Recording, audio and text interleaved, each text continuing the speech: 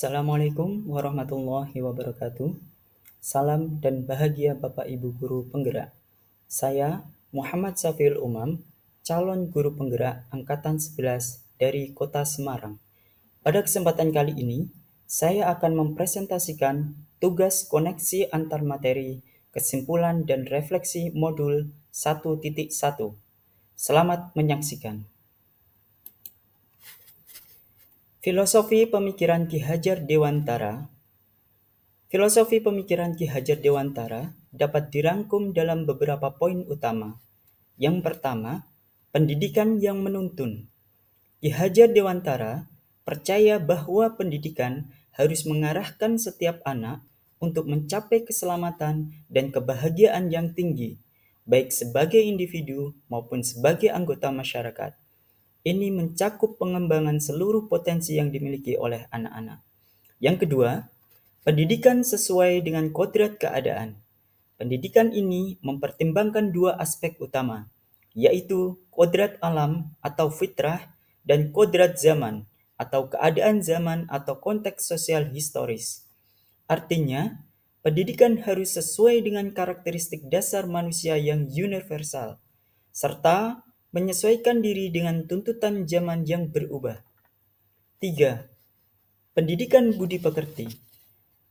Ki Hajar Dewantara menekankan pentingnya pendidikan karakter atau budi pekerti. Hal ini diperoleh melalui proses olah cipta, rasa, dan karsa yang didorong oleh kekuatan atau tenaga dalam diri individu.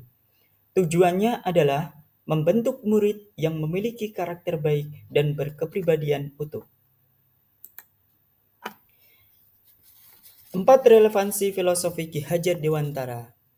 Yang pertama, relevansi filosofi Ki Hajar Dewantara yang pertama yaitu pendidikan yang holistik dan seimbang.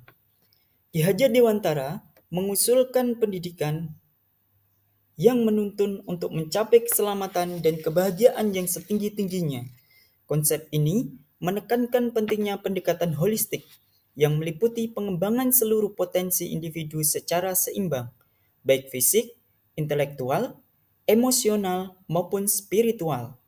Dalam era pendidikan modern, pendekatan holistik semacam ini sangat relevan untuk memastikan perkembangan yang komprehensif pada setiap siswa. Yang kedua, pendidikan harus dinamis.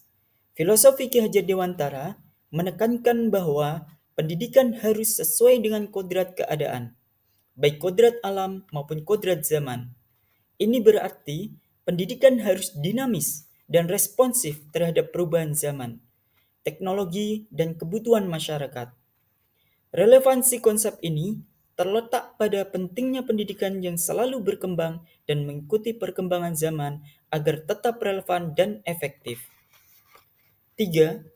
Pendidikan memperkuat budi pekerti.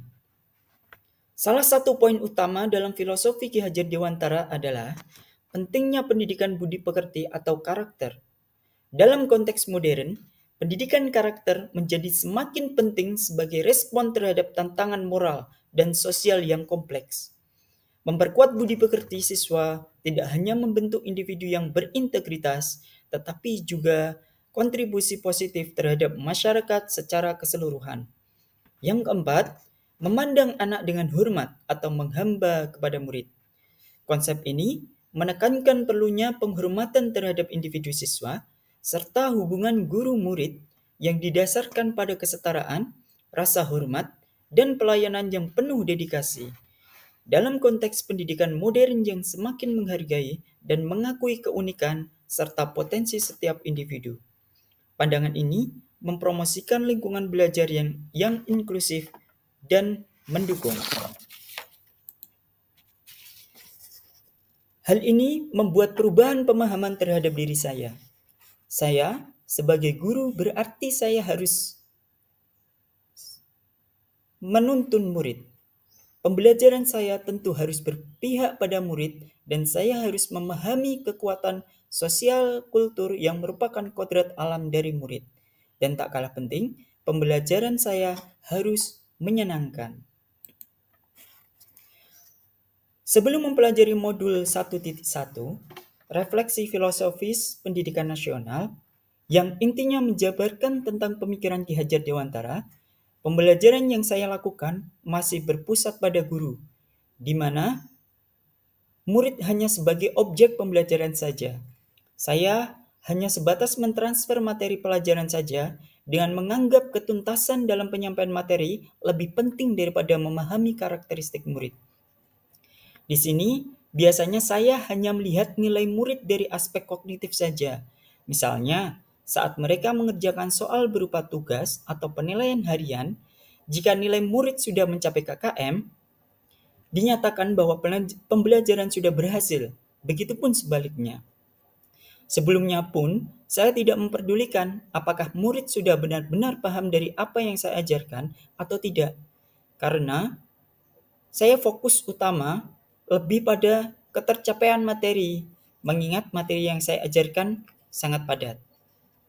Dalam proses pembelajaran yang saya lakukan, saya masih dominan menggunakan metode ceramah, memberi contoh soal kemudian memberi latihan soal pendalaman materi. Siswa dituntut harus mengikuti semua arahan-arahan yang saya berikan untuk dapat mencapai kompetensi yang sudah ditetapkan sebelumnya.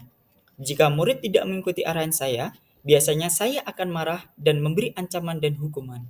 Oleh karena hal itu, murid merasa tertekan dan berakibat fatal pada gagalnya penanaman karakter dan pencapaian kompetensi mereka.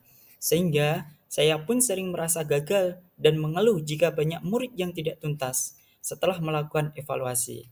Dari sini, apa yang saya lakukan, saya sadari salah dan jauh dari pemikiran bahwa seorang guru harus menghamba pada murid. Setelah saya mempelajari modul 1.1, intinya tentang pemikiran Ki Hajar Dewantara, saya menyadari bahwa apa yang saya pikirkan dan saya lakukan selama ini tidaklah tepat.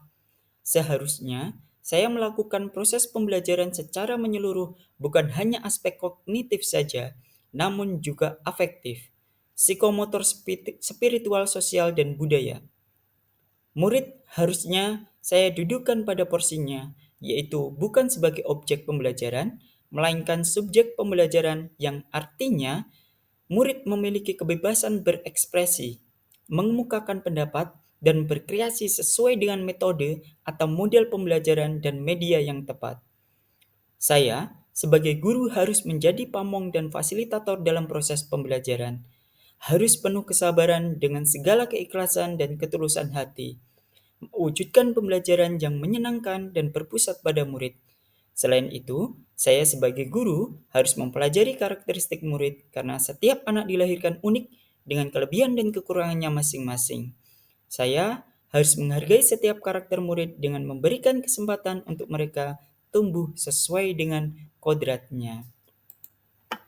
Lalu, untuk penerapan di kelas, untuk mewujudkan pemikiran KHD, hal yang dapat segera saya terapkan dalam pembelajaran di kelas antara lain, merancang pembelajaran yang interaktif dan menyenangkan dengan melibatkan murid sesuai dengan metode student center. Saya akan menerapkan pembelajaran abad 21 yang sesuai dengan pemikiran Ki Hajar Dewantara, yaitu berpikir kritis, kreatif, komunikasi, dan kolaborasi dengan berpegang teguh pada konsep kemerdekaan anak. Pembelajaran tidak lagi menuntut, tetapi menuntun, karena tugas guru adalah memberi tuntunan atau arahan yang baik kepada murid dan berusaha menjadi teladan bagi murid, baik dalam perkataan maupun perbuatan.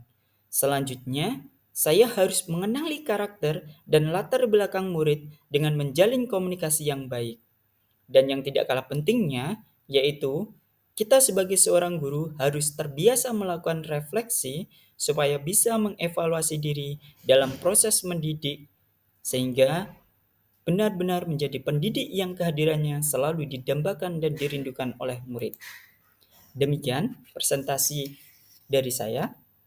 Terima kasih atas perhatiannya. Wassalamualaikum warahmatullahi wabarakatuh.